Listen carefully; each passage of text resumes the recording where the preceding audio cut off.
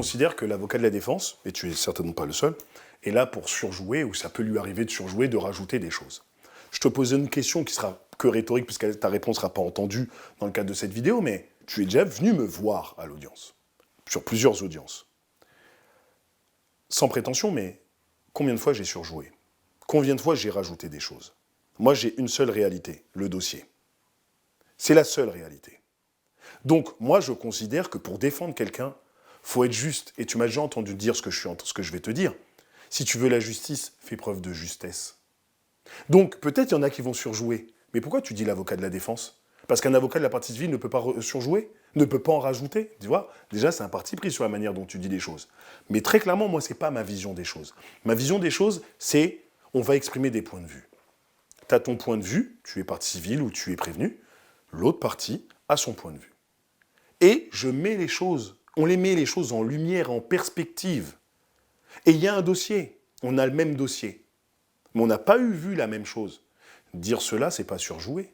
Ce que j'essaye de te dire, mon rôle à moi, c'est de défendre les gens.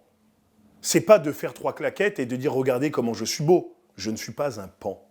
Donc si tu veux, à ce moment-là, il faut bien comprendre que je ne joue pas, je défends. Oui, tu peux entendre des avocats à un moment donné porter leur voix.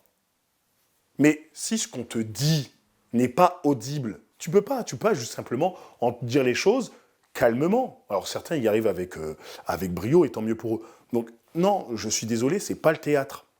C'est pas du tout du théâtre. Toi, peut-être, quand tu viens dans le public, tu vas voir quelque chose et tu dis « Ah ouais !» Mais non. Si tu dis « je vais au théâtre » et que tu t'attends à ce qu'une victime, ça pleure, un innocent, ça crie. Maintenant, en fait, on est tous différents, on réagit comme on peut. Ce que je suis en train de te dire, c'est que c'est la vraie vie. Et qu'à la différence du théâtre, où on sait qu'il y a un fil conducteur et qu'a priori, il y a eu un metteur en scène, etc., etc., moi, avocat, on dit souvent ton pire ennemi, c'est ton client. T'as beau l'avoir préparé, etc. Il a beau t'avoir dit, écoutez, j'ai jamais rien fait, j'ai jamais fait quoi que ce soit, peut-être qu'à ce moment-là, il va te claquer entre les doigts.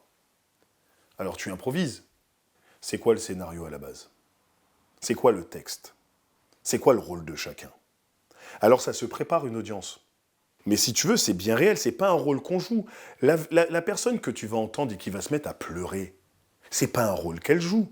Parler de sa souffrance, c'est la réalité. On n'est pas au théâtre ce soir. Il y a des gens qui attendent que justice soit rendue.